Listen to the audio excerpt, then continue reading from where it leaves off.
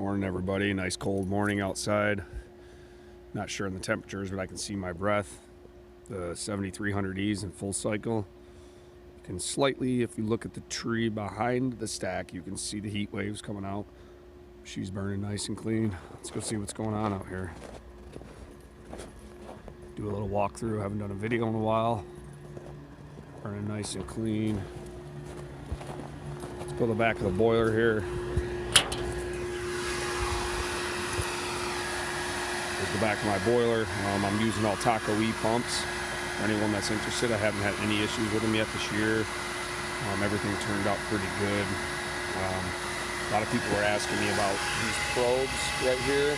Those are from the Fireboard. Those are the probes that I'm using. They're actually weld. They're 2.5-inch stainless steel probes. They're actually weld right into the water line. I have one on every return. I'm also taking my mixing pump on the bottom, running it through that filter, and that ties back into the house line, which has a very small Taco E pump on it. Now, typically that pump would be too small for my house. The delta would be way too high.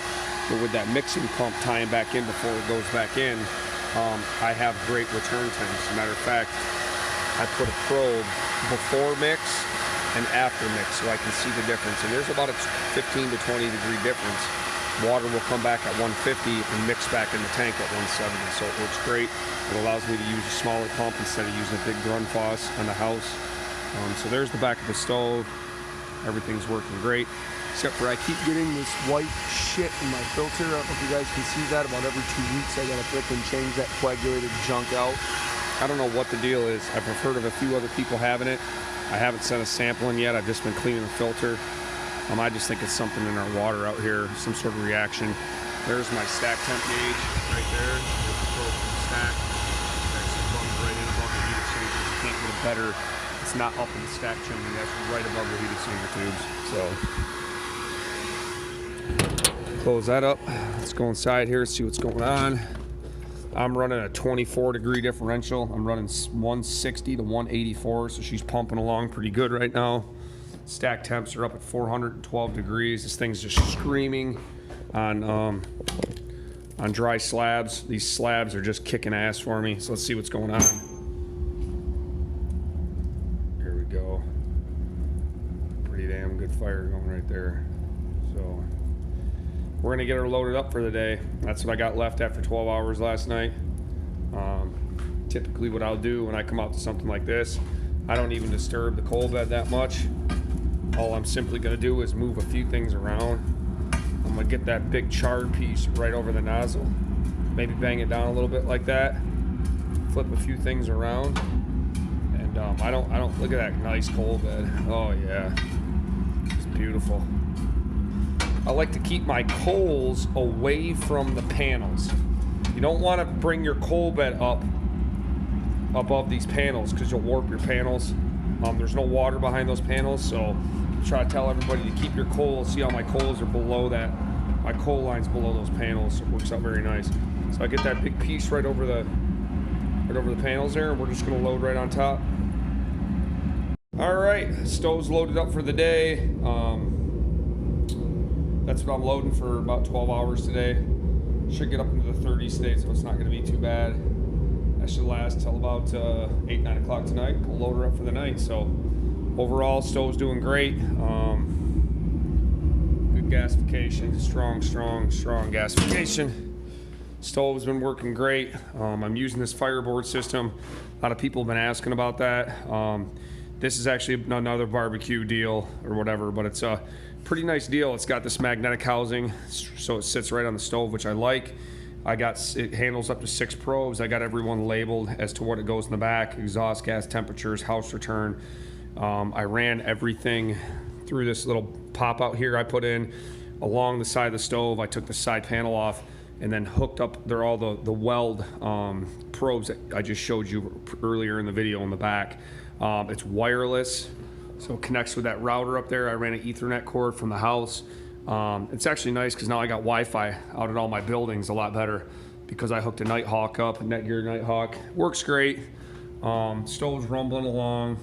I like wide differentials when it gets cold. Long hot burns are when these things operate the best.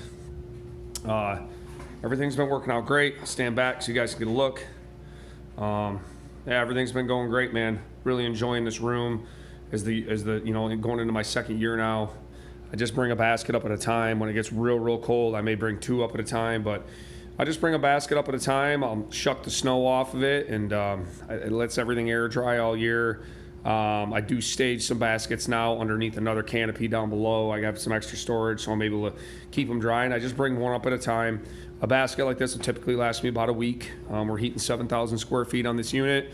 It's a little bit bigger than what it says it's supposed to heat, but my buildings are well insulated, so the BTU numbers are pretty correct.